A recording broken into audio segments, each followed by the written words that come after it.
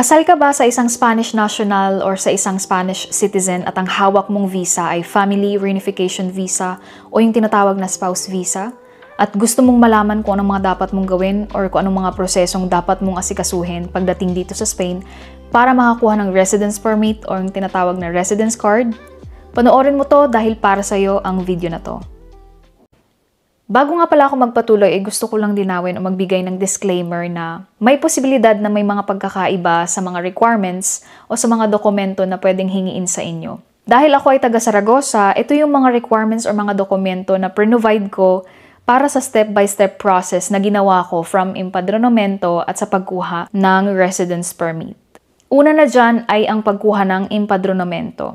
Ano nga ba yung tinatawag na empadronamiento? Ang empadronamiento ay tungkol sa pagre-rehistro ng address mo dito sa Spain or kung saan ka naka-reside sa Spain. Masasabi ko na ang empadronamiento ay isa sa pinakamabilis na proseso na dapat mong gawin pagdating dito sa Spain. At ito din ang pinakauna mong proseso na pagdadaanan.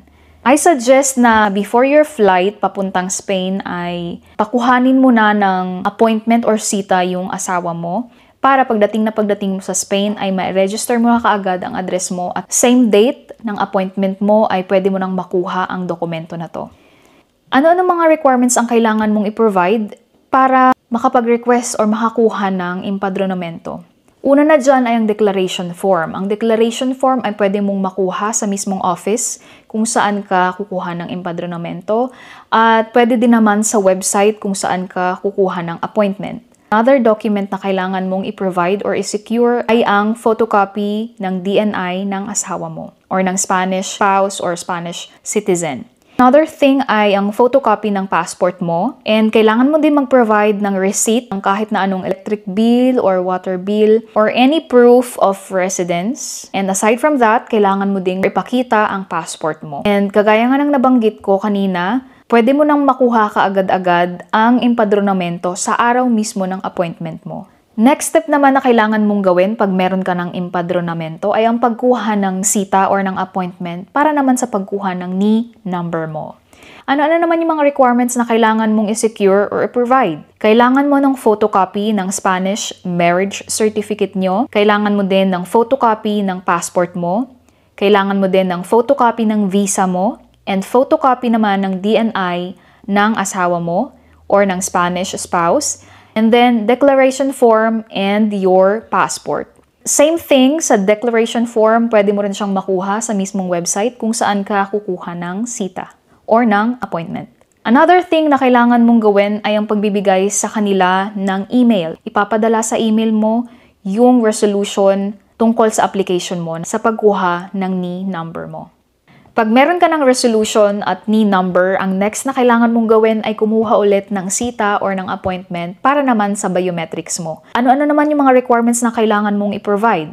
Kailangan mong i-provide ang application form na kung saan makukuha mo rin siya sa mismong website kung saan ka kukuha ng sita or ng appointment.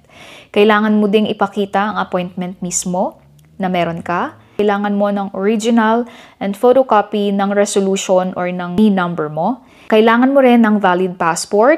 Kailangan mo din mag-provide ng ID picture na may white background. Kailangan mong i-provide yung empadronamiento.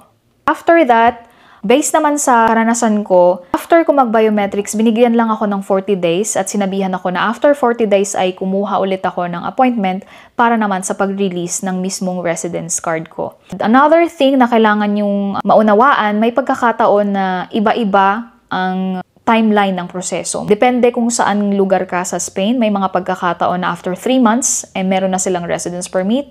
Meron pa nga mga 2 months lang, meron na.